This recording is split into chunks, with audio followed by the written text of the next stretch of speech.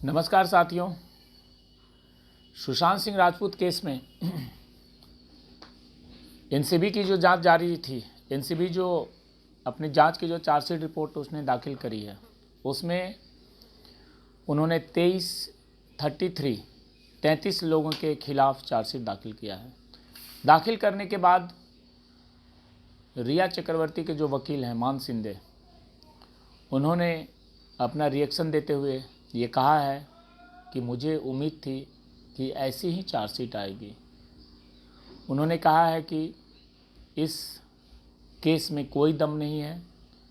NCB ने अपने सारे प्रयास रिया चक्रवर्ती को केस में किसी तरह शामिल करने पर लगा दिया है।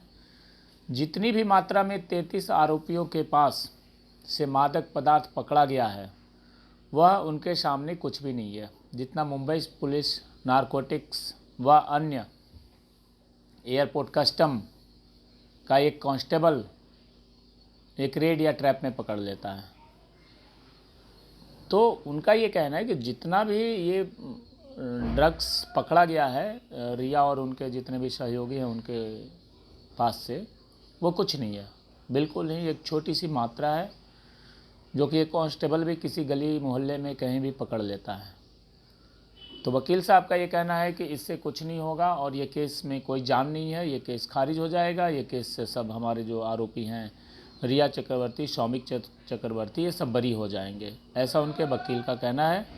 क्योंकि मान सिंधे ने आगे कहा कि जांच के दौरान जिन भी मशहूर लोगों से पूछताछ हुई उनके खिलाफ शायद ही कुछ मिला है, और उन्होंने कहा कि मुझे ताज्जुब है कि ये सब कैसे हुआ।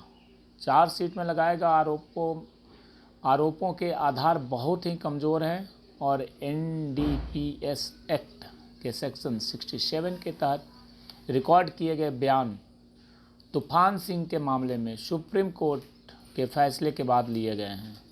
रिया के वकील ने आके कहा कि रिया चक्रवर्ती को इस केस में आरोपी बनाए जाने के अलावा केस में कोई जान नहीं है।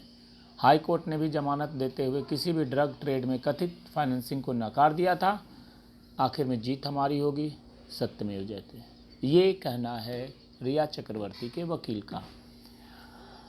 अब वो तो काफ़ी आश्वस्त हैं कि इस केस में कोई जान नहीं है और ये केस काफ़ी आसान है और केस ये ख़त्म हो जाएगा, लेकिन हमें पता है कि केस की असलियत क्या है, केस में कितना जान है, उनके कहने से नहीं चलेगा। पूरी दुनिया जानती है रिया चक्रवर्ती का क्या रोल है इस केस में, और उनके जितने भी कारनामे हैं, उनके जितने भी सुशांत के साथ मनी ट्रांसफ़र, ट्रैवलिंग, ये सारे सबूत हैं सीबीआई के पास।